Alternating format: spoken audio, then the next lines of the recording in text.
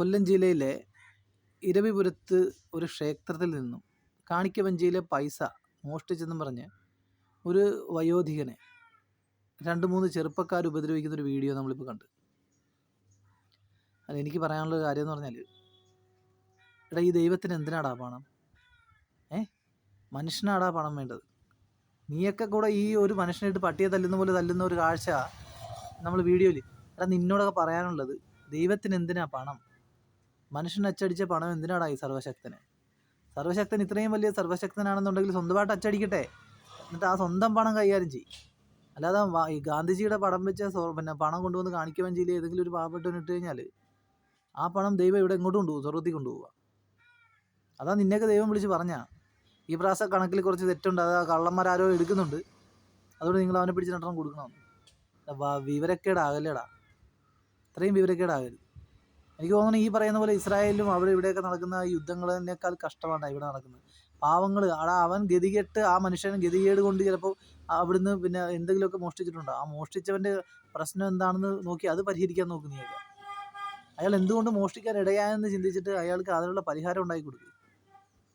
അല്ലാതെ അയാളെ കൈകാര്യം ചെയ്യും ദൈവത്തിന് വേണ്ടി. ദൈവത്തിൻ്റെ കുറേ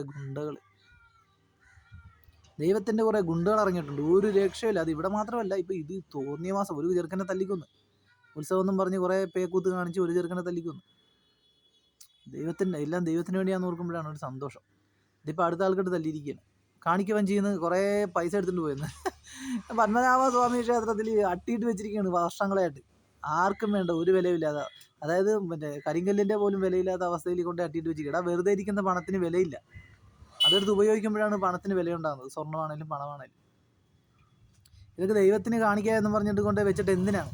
ഇത്രയും പട്ടിണി പാവങ്ങളും ഈ മോഷ്ടാക്കളും ഈ പറയുന്ന ക്രിമിനൽസുകളും പിന്നെ ഈ പറയുന്ന പോലെ റോഡിൽ പിന്നെ ഒരു നേരത്തെ ആഹാരത്തിനായിട്ട് സ്വന്തം ശരീരം വിൽക്കുന്ന പെണ്ണുങ്ങളുമൊക്കെ താമസിക്കുന്ന ഈ നാട്ടിൽ ഇത്രയും കോടിക്കണക്കിന് രൂപ മുടക്കി പിന്നെ ഈ അമ്പലങ്ങളും പള്ളികളും പണിതിട്ട് അതിനകത്ത് പിന്നീട് നിക്ഷേപങ്ങൾ കൊണ്ട് ഉണ്ടാക്കി വെക്കണം ആർക്ക് വേണ്ടിയാ? എൻ്റെ പൊന്നു ദൈവമേ, ദൈവത്തിൻ്റെ കുറേ ഗുണ്ടകളും ദൈവവും. ആ പാവം മനുഷ്യനെ തല്ലിച്ചതൊക്കെ നിനക്കൊക്കെ വല്ല വിവരം ബോധം ഉണ്ടോടാ? നീയൊക്കെ തല്ലിച്ചതക്കണമെന്നുണ്ടെങ്കിൽ ആരെ പോയി തല്ലിച്ചതക്കണമെന്ന് അറിയാവാ? ഈ ദൈവത്തിൻ്റെ പേരിൽ പിരിവെടുത്തേച്ചുണ്ടല്ലോ കൂത്താടി നടക്കുന്നില്ലേ, മറ്റേ സോമൻ പറയുന്ന പോലെ അപ്പോൾ നിന്ന് വീഞ്ഞും കുടിച്ച് ബെൻസിലും കോണ്ടസായാലും കറങ്ങി നടക്കുന്ന തിരുമേനിമാരില്ലേ എന്ന് പറയുന്നത് പോലെ കുറേ ഇനങ്ങളുണ്ട്, മനസ്സിലായ? കോടികൾ മുക്കുന്നത് അമ്പലത്തിലും പള്ളിയിൽ നിന്നൊക്കെ, അമ്പലം വിഴുങ്ങിയെന്നൊക്കെ കേട്ടിട്ടില്ലേ? അങ്ങനെയുള്ളവന്മാരുണ്ടടാ. നേർക്ക് നേരെ നിന്ന് പട്ടാപ്പകലി പിന്നെ കട്ടെടുത്ത് തിന്നുന്നവന്മാർ. അവരെ പോയി ചോദ്യം ചെയ്യും, അവരെ പോയി തല്ല്. അല്ലാതെ ഇതുപോലെ അത്താഴ പണിക്കാരനെ തല്ലിയിട്ട് കാര്യമില്ല, മനസ്സിലായോ? ഒരു വയോധികനായ ഒരു പാവപ്പെട്ടവൻ എന്തോ എടുത്തെന്ന് കരുതിയിട്ട് എന്നാ മൈര അയാൾ എടുത്തത്? അയാൾ എന്താണ് എടുത്തത്? അയാൾ കൂടി വന്ന് എന്തെടുത്തിട്ടുണ്ടാവും? അമ്പലം മൊത്തം അയാൾ എടുത്താ?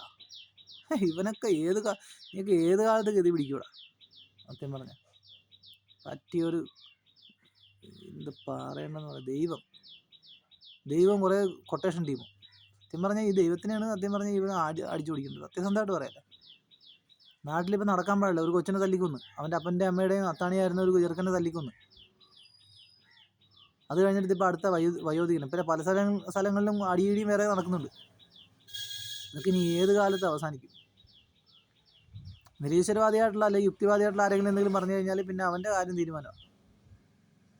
ന്യൂമാൻസ് കോളേജ് അധ്യാപകൻ എന്ന് പറയുന്ന ഒരു ജോസഫ് മാഷിൻ്റെ കൈവെട്ടി അയാൾ കുടുംബം തകർത്ത് അയാളുടെ ഭാര്യ ആത്മഹത്യ ചെയ്തു. ഞായറാഴ്ച പള്ളിയിൽ പോയിട്ട് വരുന്ന വഴിക്കായിരുന്നു സംഭവം. അതോടെ അയാൾക്ക് മനസ്സിലായി ദൈവം എന്ന് പറയുന്ന സാധനമില്ല, ഉണ്ടായിരുന്നെങ്കിൽ അയാൾക്ക് അങ്ങനെ സംഭവിക്കത്തില്ല.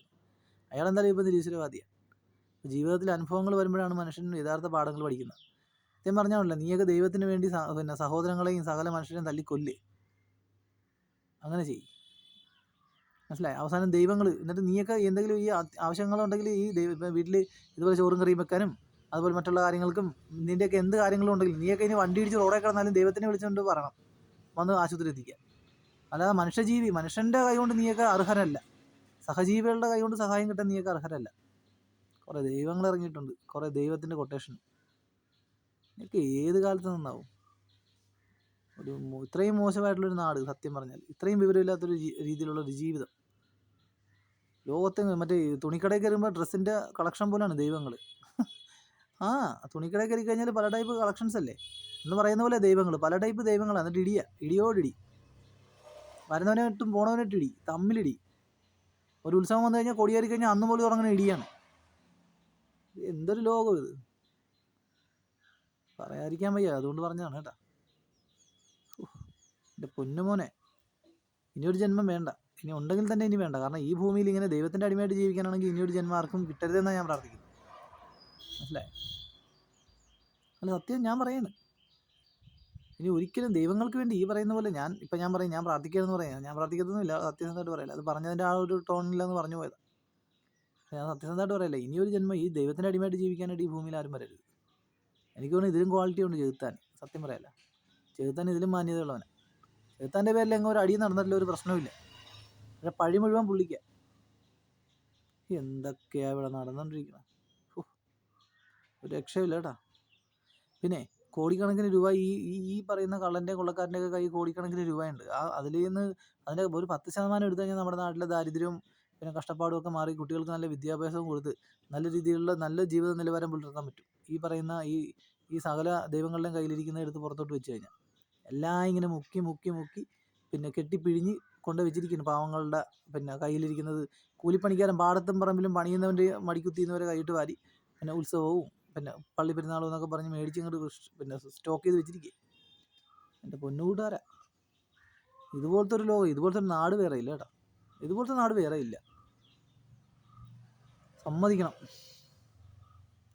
കണ്ണ് തുറക്കാത്ത ദൈവങ്ങളെ ഒരിക്കലും തുറക്കത്തില്ല. കാരണം കണ്ണില്ല, അത് തന്നെ കാര്യം. കണ്ണുണ്ടെങ്കിലല്ലേ തുറക്കാൻ പറ്റുള്ളൂ. കണ്ണില്ല. ഒരു പാവപ്പെട്ടവനെ തല്ലിയിട്ടെ അയാൾ എന്തോ കാണിക്കുവാൻ ചെയ്യുന്നെന്തോ എടുത്തെന്ന്. എന്തൊക്കെയാണ് നടക്കുന്നത്. അല്ല, ഇത് നമ്മൾ കണ്ടപ്പോൾ വിഷമം തോന്നി, അതാണ് ഞാൻ ഇങ്ങനെ ഒരു വീഡിയോ ഇട്ടത് കേട്ടോ.